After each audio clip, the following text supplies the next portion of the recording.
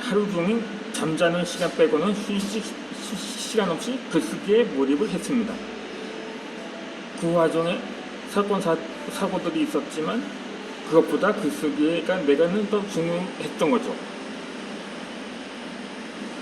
나와 한 약속이었고 지금 내 삶은 더 업그레이드도 시킬 수 있는 기회가 왔으니 꼭 잡아야 했었던 거죠. 그때 나는 내 안의 거인을 발견하게 되었습니다. 그 여러 사건들을 겪으면 어떻게 책 한 권을 완성했는지 나 스스로도 믿기지 않았습니다. 그만큼 책을 출간하는 것이 간절했었던 거죠. 지금도 목표들을 이루며 살아가고 있지만 이것으로는 부족했습니다. 나는 더 높은 곳으로 올라가고 싶었습니다. 한 계단을 더 올라가려면 내 안에 거인을 깨워야 했습니다. 그래서 더 강도 높게 나를 깨워갔었던 거죠.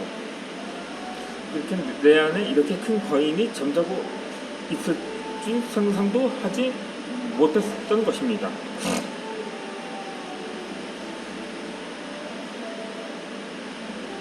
그렇게 나는 출판사와 계약한 날을 잊지 못합니다. 그렇게 출판사에 투고한 지 3년이 지나서야 계약이 성사되었던 거죠. 그때가 내게는 꿈만 같았습니다. 심지어 지인들 중에서 정말 자랑스러운 아드님을 주었다고 또 부모님과 통화 중에 하셨던 분을 내가 잊지 못합니다. 그렇게 정말 그렇게 메시지도 그렇게 세수히 보내고 싶었고 내 동생도 책 사진을 SNS에 홍보하며 제가 형이 책을 정말로 냈다며 너무 신기해하기도 했던 적이 있습니다. 그렇게 부모님은 나를 작가로 인정해주고 책 출판에 더 신경 쓸 수 있도록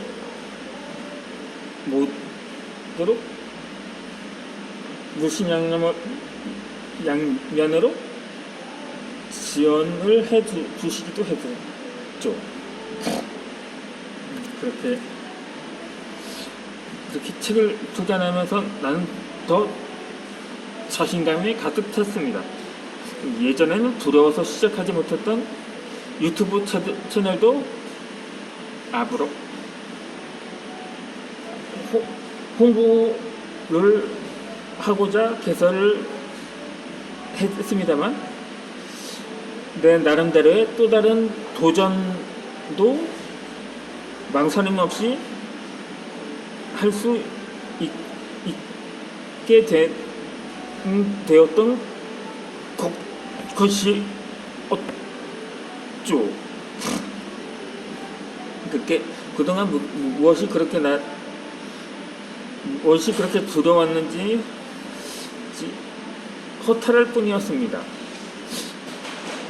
그래도 아직은 서투르다 보니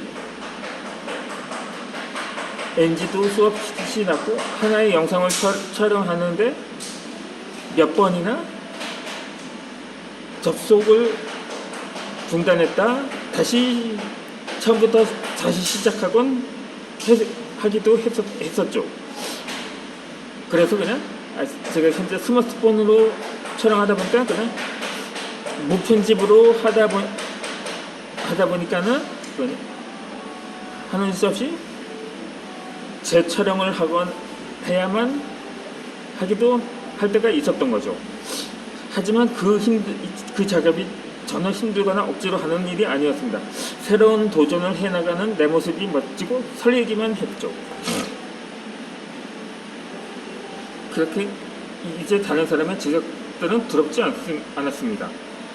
내가 나를 인정하고 내 자신을 믿기 때문에 다른 사람의 말들은 중요하지 않게 되었던 거죠. 그래서 세상이 나의 이야기를 하는 것이 더 이상 두렵지 않았습니다. 세상이 당당하고 앞으로 나아갈 자신감이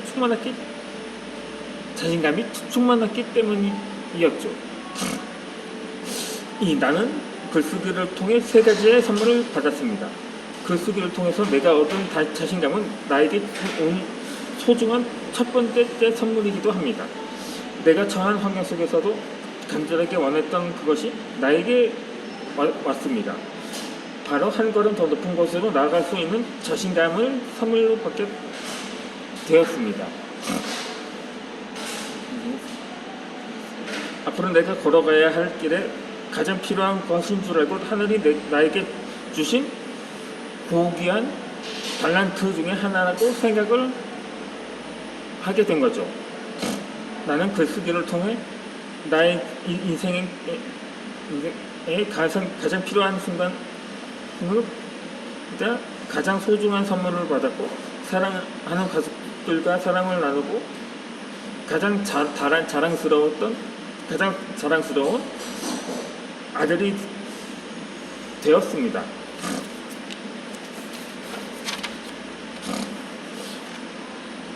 내가 글을 쓰기로 마음을 먹고 시작했을 때 또 한 번의 위기가 온 듯 했습니다. 저희 집이 전기료가 체납이 되면서 단전 조치가 된 적이 있었는데, 제가 종이 원고를 쓰다가 한 5년 만에 다시 종이 원고를 번갈아 집필을 하게 되었거든요. 그땐 PC에 있는 한글 파일을 통해서 집필을 하고 있는 중이었는데, 그나마 그 집필 초창기라서, 그러니까 초보이기 때문에 그렇게 아깝다는 생각은 들지 않았거든요. 그래서 종이 원고를 통해서 번갈아 작성을 할 수가 있었던 거죠.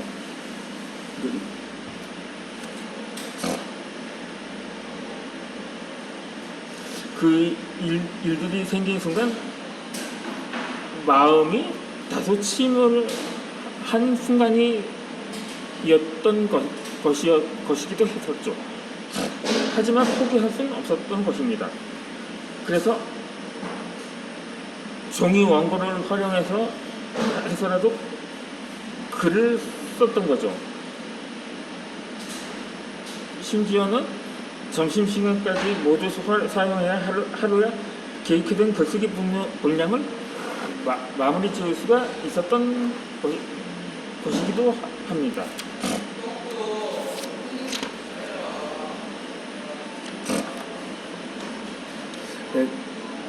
이제 어떠한 도전도 자신이 생긴 거죠.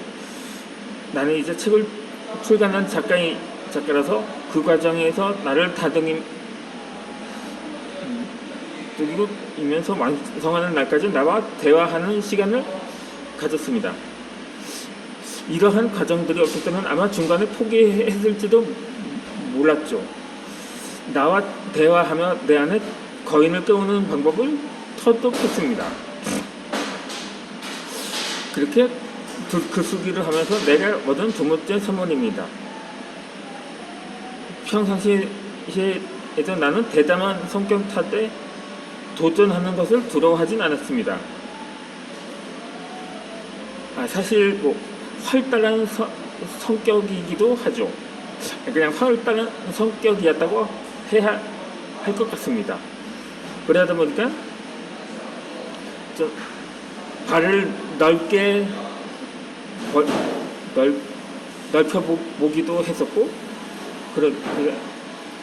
하고자 했지만 도전하면 고난의 순간이 올 때마다 나는 내 안에 거인이 있다는 사실을 발견하지 못했던 거죠.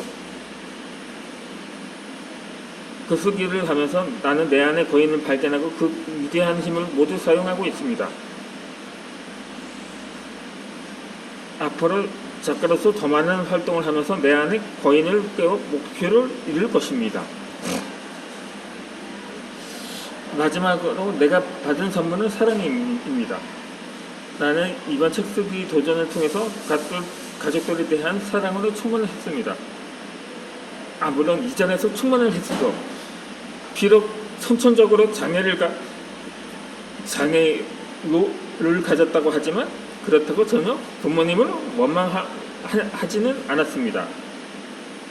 그럴수록 나만 손해라는 것을 미리 깨달았기 때문이죠.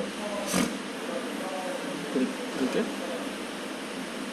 가족들은 내가 처음 책을 쓰기로 결정한 날부터 나를 응원해주고 격려해 주었습니다. 책을 쓰겠다고 말했을 때 비웃거나 부정적인 말 없이 모두가 나에게 할 수 있다고 말해 주었습니다. 지인들이 저한테 부정적으로 말한 사례는 있었지만 그래도 가족들이니까는 나를 응원해 주었다고 볼 수가 있었던 거죠. 그렇게 나는 나를 믿어주는 가족들을 위해서라도 꼭 책을 출간하겠다고 다짐을 했습니다. 프롤로그에도 가족들의 이름을 넣겠노라 다짐을 했습니다. 가족들에게 고맙다고 인사하는 문장들이 적혀있는 나의 책을 생성하며 처음 그 장면을 마음속에 그렸습니다. 그러다 글이 쉽게 잘 써지지 않는 날에는 가족들과 함께 커피를 마시거나 이야기하며 시간을 보냈습니다. 때로는 여행을 하면서도 약간 안식을 하는 시간을 가지기도 했었죠. 그리고 집에 들어와 다시 글을 쓰기 시작하면 이상하게 해도 아이디어가 힘쓰고 글이 잘 써지곤 했습니다. 이건 유튜브 영상도 마찬가지고요. 이때 나는 가족들과 있을 때 가장 나다운 사람이 됩니다. 가족들에게 받는 충만한 그 사랑의 에너지를 나는 느낄 수가 있습니다. 제가 장자인 우리 집에서는 더더욱 그렇습니다.